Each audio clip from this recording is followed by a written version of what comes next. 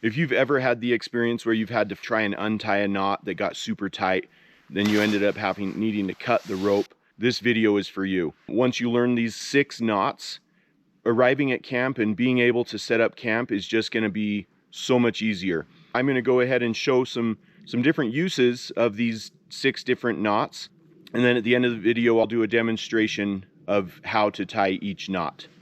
All right, so there are multiple uses for different knots. This one here uses a bowline knot to create a loop, and then I created a toggle to secure this to the tree. So once that's done, once I'm ready to break camp, I just pull this out and it's untied from the tree. This is the bowline knot, and I use it for the end of my guy outlines for my tent stakes. Here's another use for the bowline knot. Before I tied the bowline on this one, I fed the line through this loop, and then I tied the bowline, and that's a secure loop to be able to hold whatever you're needing to secure. Another knot that I find very useful is what is called an alpine butterfly.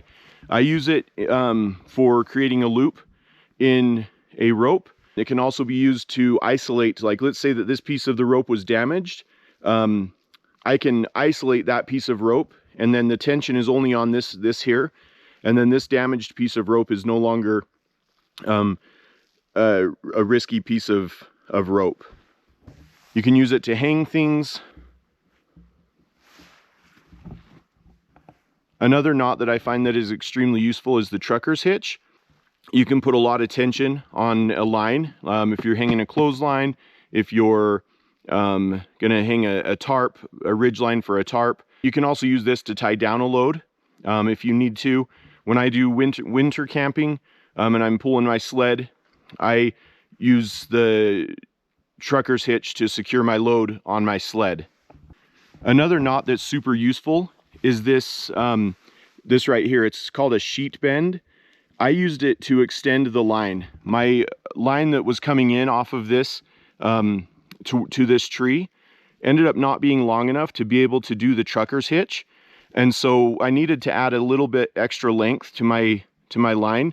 So this is actually where the main line ends, and this is the line that I added by using a sheet bend. The prusik knot is this pink line. In this case, I'm using it to stretch my tarp on the ridge line that I've done. It's more of a friction knot. It's pretty simple to tie. You can pull it one way and it will tighten, and pull it the other way and it won't move. Another knot is the taut line hitch. This one is used as a friction knot to tighten or loosen a line. I have this one secured to my tent stake. If I slide this, it will loosen the line, and if I pull it, it will tighten it. But what happens is it won't slide when there's tension on it, and that's because it's got that friction going on this main line here. All right, so I'm gonna demonstrate the trucker's hitch.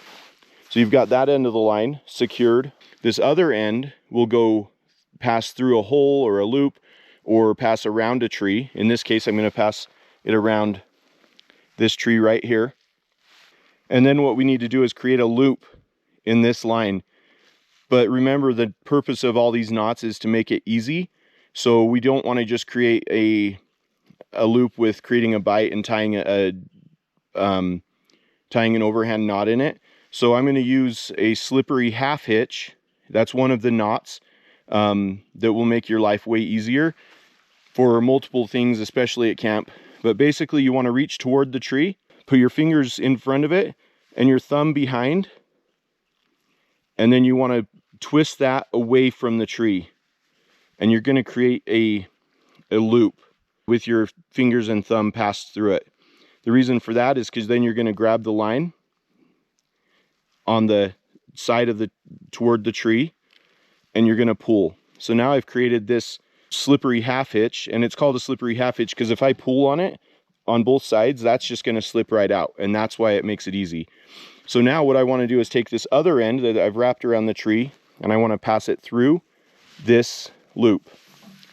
And the reason you want to do it toward this loop toward the tree when you're creating it is because if I pull on this now, if it was going the other way, it would cinch this down and be really tight against this knot here and make it very difficult to get out when you're going to break camp.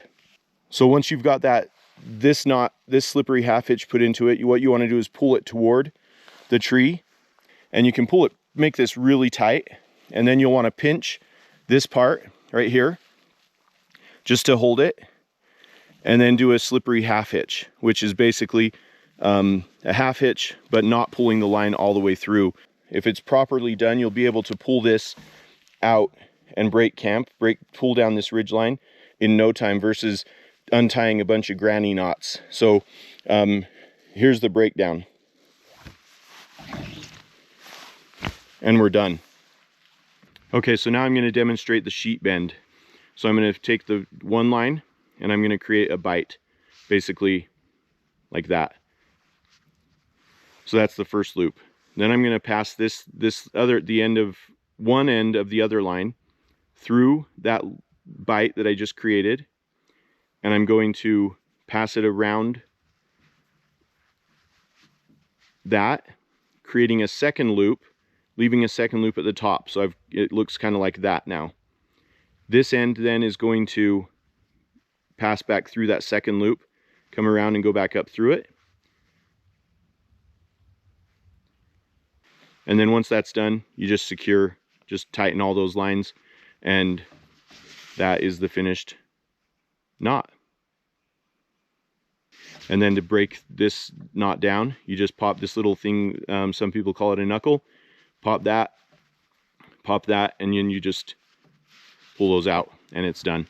So this knot is called the bowline knot. It's used I use it for creating a loop in the end of a line that I may want to get out at some point. So you've got this shorter end here, or the end of your line. You want to go up a little ways and create a loop. So then I'm going to pass it through the loop that I just created, and that creates a second loop. This loop here will be the size of the loop that you end up with. So then I'm going to bring this around, this longer line, bring it around, and then poke it through, follow that line back through basically, and then tighten those up, and you've got the bowline knot. And then to break this down, you just pop that knuckle and pull it all out, and you've got that broken out. And that can get a lot of tension on it, and even with a lot of tension, it's still going to come out easy. All right, the alpine butterfly. This is a pretty fun knot to tie. There are multiple ways to tie it. I will demonstrate 2 ways to tie this one. If you keep in mind under, over, under, that's an easy way to remember the steps. So I'm going to pass this line around over my fingers 3 times. So now here's the first under part. You're going to reach under and grab this middle line. So I'm reaching under this one here. Grab the middle line, pull it under this one that was on the far right, and then I'm going to go over all of them. So now I've taken that middle one over, and that's this one here, and then I'm going to pull that middle one under again. So now I've got something that looks like this. So then you can take this off, and you've got this, what looks kind of like a mess, but you can adjust this thing and make this loop as big or small as you want by pulling this line here. But I'm going to keep it large for just for demo. And then you pull this out and just dress it, and it will look like that. So that's one method of tying the alpine butterfly, and I'll just show right here how easy it is to get out. I just pull on these 2 pieces and it pops it right out. Sometimes if there's tension on there, it's not that easy to pull out, but it is still fairly simple. So the second way to tie this one is to take your line and twist it twice, and you're going to create kind of a little bit of a number 8 in the line, like that. And then you want to pass this top loop down, so you've got this kind of thing going on. And then what you want to do is bring this, you want to make sure to keep this loop here and then you take this piece right here and you bring it back up through this middle loop. So then you've got the same situation as we had before with the other way of tying it. I think the other way is personally easier, but personal preference. And so then we've got the same alpine butterfly knot. This is another knot. It's the slippery half hitch. This one's very easy. So I'm just doing it off the trucker hitch again, just because it's easy to demo here. So a half hitch is basically pulling this line all the way through and tightening it like that. But a slippery half hitch is where you would keep a loop in that. So I'm not going to pull it all the way through. I'm keeping this loop in it right here. And so the reason for that is so when I go to break camp, it's just as strong. But when I go to break camp, I can just pull this and it pops right out. And so I don't have to worry about trying to get that undone. The prusik knot is actually really simple, but it comes in handy quite often. What you need is a line you're going to run the prusik line on. In this case, I'm using this just to demo a ridge line. And then you need a little loop. The loop needs to be big enough to work with and be able to get enough loops, and you'll see in just a second why that is. And then you want this piece to be a smaller diameter than the one you're tying it around. So basically, what you want to do is take the loop and put it perpendicular to the line you're going to tie it around. So you just go like this, and then you take the one end, doesn't really matter, and you pass it around it 3 times. 1, and you go through that loop. 2, and then 3. So now it looks like that. Then when you pull this, you pull the one you just passed through, and it will tighten up this loop. And you want to make sure that this is as dressed as possible. Sometimes it gets a little tricky because it crosses over, but that's going to give you more holding power on it. And then once you go like this, when you pull with the prusik knot, you pull one direction, and it creates friction on that. And I can push it, but I can't pull it because it's bending this line basically, and it's not allowing me to pull it. But if I push it, it'll allow me to. I can push it in either direction, but then I can't pull it in either direction. So that's the benefit of the prusik knot. And then to get it out, you just grab this piece here and you just pull, and it's out. Okay, the 6th knot that I wanted to demonstrate is the taut line hitch. This knot can be used for adjusting tent guy lines. It can be used for a ridge line. I don't find it as easy as the trucker's hitch for tightening a ridge line. But you know, it could be used for tightening any line actually. So basically, here's what we're going to do. So this line coming from here is the line that would be either coming from the tent to the tent stake, and the tree being the tent stake, or the tree being a loop on the tent and the tent stake is down here. It doesn't really matter. It can be adjusted either way. So basically, I'm going to take this piece and I'm going to cross it over. I'm going to call this the main line. Cross it over the main line on top, and then it's obviously going to go this same direction.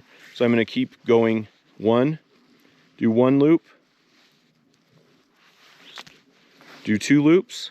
You can do more than that if you want, but I choose to. I find that only doing 2 is sufficient. If you do 3, it just gives it more friction. There's no problem with that. Doing another one, so I'll do 3 for the sake of this. And then on that last one, whether it's 2 or 3, you're going to bring it up and bring it in line with this main line. So we've got this going this way. You want to keep this going in the same direction. So I'm going to bring this up through this loop that I just created and pull it through, and then we're going to tighten that down right there. So that right there is the taut line hitch, and it looks like this when it's done. You've got this piece coming this way, you've got the main line going that way, and these two creating the loop. So then if I pull on this, that's giving friction on this line. It's basically bending that line. And so I can pull on this pretty dang hard and it's not going to go anywhere. But when I release it, you can tighten this, shorten that line, You can lengthen that line, and that gives it a pretty good hold. And then to break this down, again, you would want to loosen the line so you have something to work with. On all of these knots, you want to try and, if you can, loosen the line, but break that knuckle, pull that through, and then pull out all these loops in here, just like that. All right, guys, I hope you learned something useful today. I hope this video was beneficial for you. If you've liked this video, I put out a video every week. So if you wouldn't mind liking the video and subscribing to my channel, and also hit the bell notification so that you are notified of any other videos that I put out. I appreciate you watching, and we'll catch you on the next one.